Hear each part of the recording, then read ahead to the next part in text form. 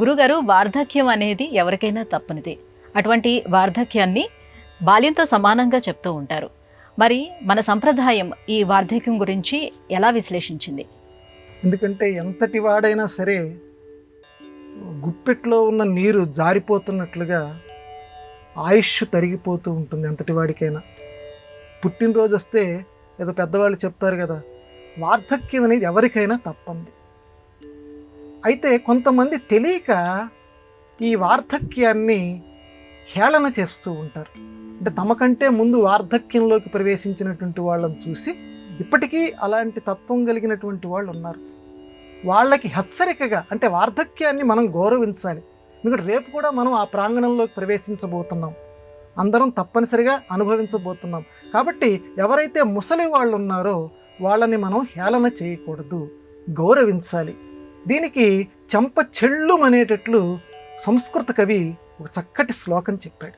అంటే వార్ధక్యాన్ని ఎలా గౌరవించాలి. ఒక కుర్రాడు, ఒక 20 ఏళ్ల కుర్రాడు అనుకుందాం, ఒక 80 ఏళ్ల ముసలావిడ.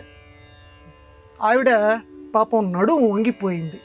నడుము వంగిపోయి ఆ కర్ర చేతిలో పట్టుకొని ఇలా కిందకి తల వంచుతూ నడుస్తుంది.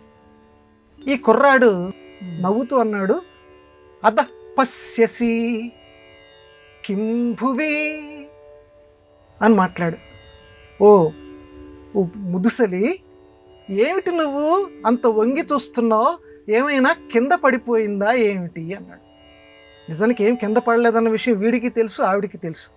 కానీ ఎగతాళి కింద ఈవిడ ఇలా కిందకి వంగిపోయి పైకి చూడలేదు కదా, ఎందుకంత వెతుకుతున్నావు, అద పశ్యసి కిందకి చూస్తున్నావు, ఏమైనా కింద పడిందా అంటే వెంటనే ఆవిడ జవాబిచ్చిందిటమ్మ, రే రే మూఢ కిం న జానాసి గతం తారుణ్యమౌక్తికం. వెంటనే జవాబు చెప్పిందిరా, రే రే మూఢ, ఒరే మూర్ఖుడా, ఒరే బాలకుడా. బాలుణ్ణి మూర్ఖుణ్ణి కలిపి ఒకే పదంతో వాడుతుంటారు. అంటే సాధారణంగా వాళ్ళకి అంత తెలివితేటలు రావు కదా. కాబట్టి కిం న జానాసి, నీకు తెలియదురా, గతం తారుణ్యమౌక్తికం, యవ్వనము అనేటువంటి ముత్యం, యవ్వనము అనేటువంటి రత్నం కింద పడిపోయిందిరా, ఆ కింద పడిపోయినటువంటి ఆ రత్నాన్ని నేను వెతుక్కుంటున్నాను అన్నదట. అంటే వ్యంగ్యంగా ఎంత గొప్పగా ఆ కవిగారు ఆవిష్కరించాడో చూడండి. అంటే ప్రతి వాళ్ళ జీవితంలోనూ యవ్వనం అనేటువంటిది ఒక గొప్ప రత్నం లాంటిది, విలువ కలిగినటువంటిది.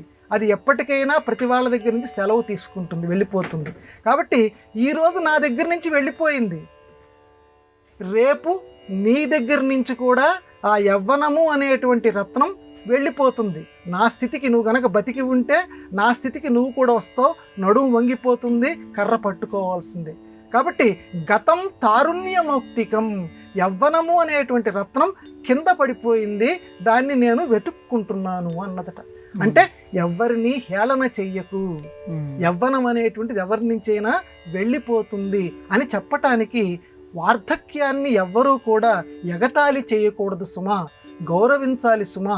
వయోవృద్ధులు ఎవరైతే ఉన్నారో వాళ్ళందరినీ కూడా ఒక దీపధారుల్లాగా, ఒక దీపాన్ని పట్టుకొని మనకి వెలుగు చూపించేటువంటి మహోన్నత పురుషుల్లాగా మనం గౌరవించాలి సుమా అని మన సంస్కృతి ఇదిగో ఈ చెప్పినటువంటి ఈ సంస్కృత శ్లోక సంభాషణ ద్వారా ఆవిష్కరించింది.